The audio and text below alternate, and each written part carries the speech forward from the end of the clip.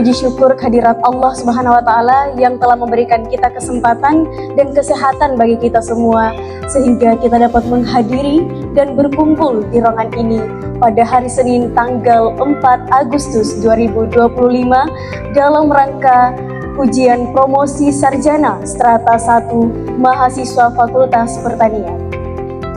Assalamualaikum warahmatullahi wabarakatuh. Nah, sekarang surat edaran dari Rektorat bahwa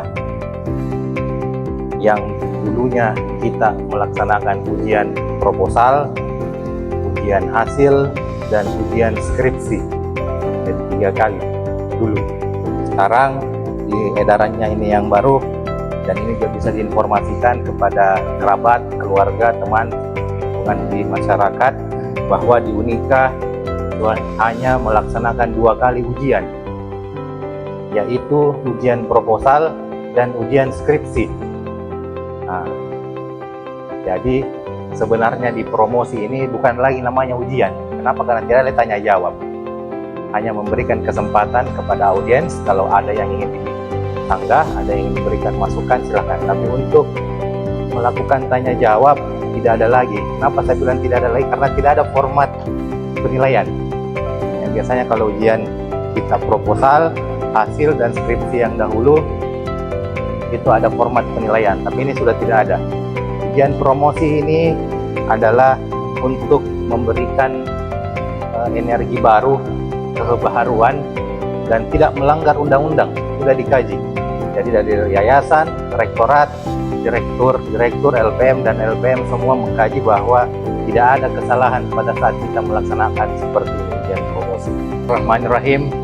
Promosi sarjana strata 1 Fakultas Pertanian Program Studi Agribisnis tahun akademik 2024-2025 saya nyatakan dibuka secara resmi.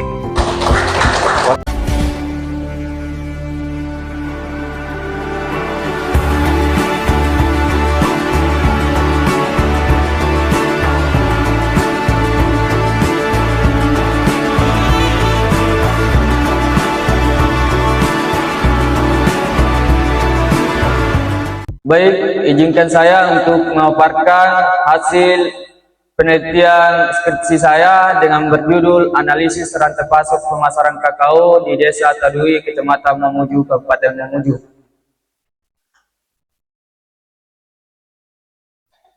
Adapun latar tersebut, yaitu kakao adalah komoditas penting yang menopang industri coklat global dengan produksi utama di negara-negara tropis, termasuk Indonesia. Permintaan tinggi dari negara maju seperti Amerika Serikat dan Eropa memberikan peluang besar bagi Indonesia sebagai produsen dan eksportir kakao ketiga sebesar di dunia. Meskipun begitu, sebagai besar kakao Indonesia diekspor dalam bentuk mentah sehingga nilai tambah dari pengelolaan belum dimanfaatkan sepenuhnya. Provinsi Sulawesi Barat adalah salah satu daerah utama penghasil kakao di Indonesia, termasuk Kabupaten Mamuju yang memiliki luas tanam serta produksi yang signifikan. Namun tantangan yang dihadapi petani berupa harga jual yang sangat fluktuatif. Salah satu penyebabnya adalah panjangnya jalur distribusi dari petani hingga eksportir yang meningkatkan biaya dan penekan harga. Berdasarkan kondisi tersebut, penelitian ini bertujuan untuk menganalisis rantai pasok pemasaran kakao di Desa Tadui, Kecamatan Mamuju, Kabupaten Mamuju, dengan harapan dapat memberikan gambaran saluran pemasaran yang lebih menguntungkan bagi petani.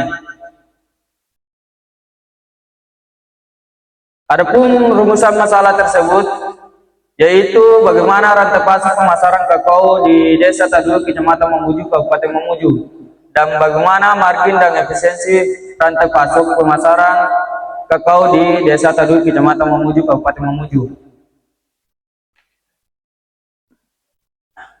Waktu dan tempat penelitian tersebut yaitu penelitian ini dilaksanakan selama 2 bulan pada bulan Januari sampai bulan Februari 2025. Adapun lokasi penelitian ini di Desa Tadui, Kecamatan Mamuju, Kabupaten Mamuju, Provinsi Sulawesi Barat. Desa tersebut dipilih secara sengaja dengan pertimbangan karena desa tersebut merupakan salah satu daerah penghasil kakao di Kabupaten Mamuju. Adapun populasi penelitian tersebut yaitu jumlah keseluruhan petani biji kakao di Desa Tadui adalah 110 orang, sedangkan jumlah populasi lembaga rantai pasok sebanyak 9 orang. Sampel penelitian. Penentuan sampel penelitian dalam penelitian ini ditentukan dengan menggunakan rumus Slovin.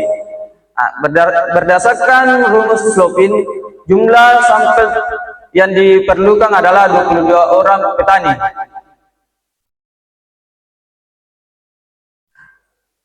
Sedangkan sampel pedagang, penentuan lembaga rantai pasok tersebut dapat ditentukan menggunakan kriteria strata berdasarkan perannya masing-masing seperti tabel tersebut. Mungkin bisa teman-teman lihat tabel yang ada di atas.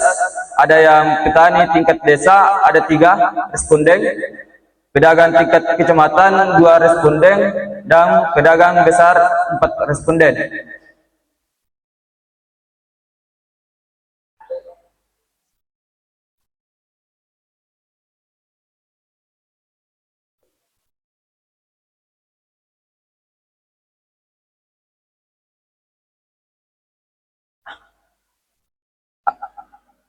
Saluran rantai pasok yang ditemukan pada penelitian ini terbagi 2, yaitu saluran rantai pasok 1 dan saluran rantai pasok 2. Saluran rantai pasok memiliki petani kakao, pedagang tingkat desa, pedagang besar, eksportir. Sedangkan saluran rantai pasok 2 yaitu petani kakao, pedagang besar, eksportir.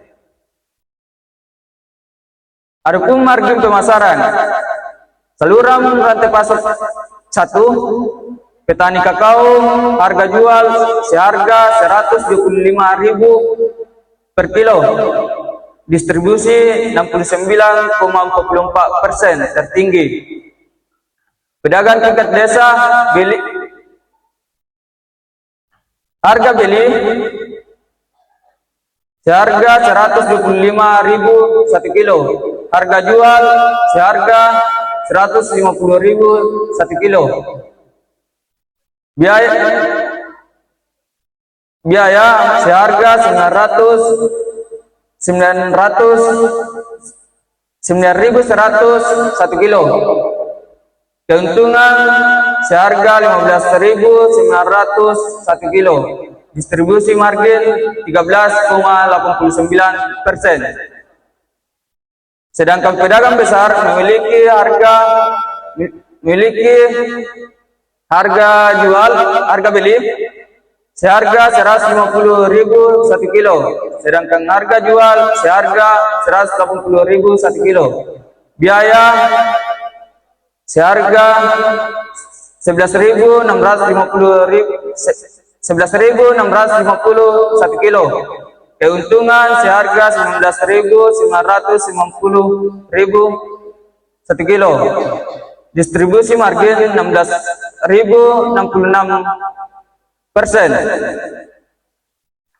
Sedangkan saluran rantai pasok 2 yaitu memiliki 2 aluran, petani kakao dan pedagang besar.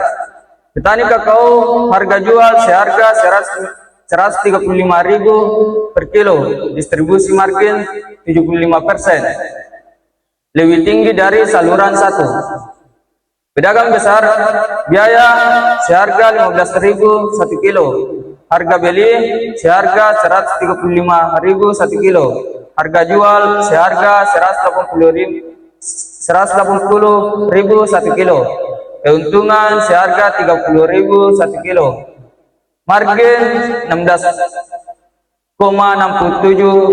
lebih tinggi dari saluran 1. Saluran 2 lebih efisien dengan margin terbesar diterima petani 75%. Semakin sedikit perantara, semakin tinggi pendapatan petani dan efisiensi distribusi.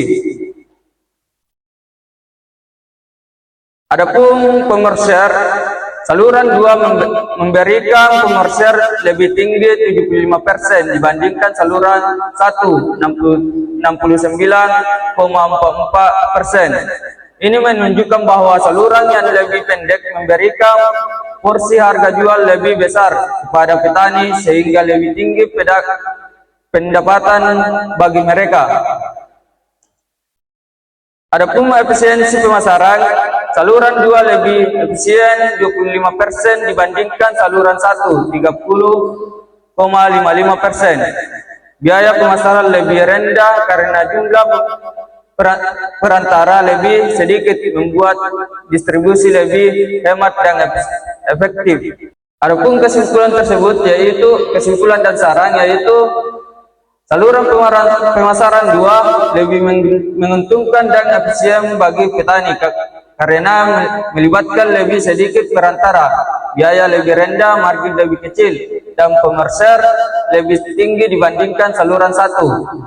Sedangkan saran petani disarankan menggunakan saluran pemasaran yang lebih pendek, memperkuat kelembagaan seperti koperasi serta mendapat dukungan infrastruktur dan pelatihan untuk meningkatkan efisiensi dan pendapatan. Baik, itulah tadi hasil pemaparan penelitian skripsi saya. Jika ada sanggahan atau saran, saya persilakan kepada teman-teman untuk waktu dan tempat, saya persilakan.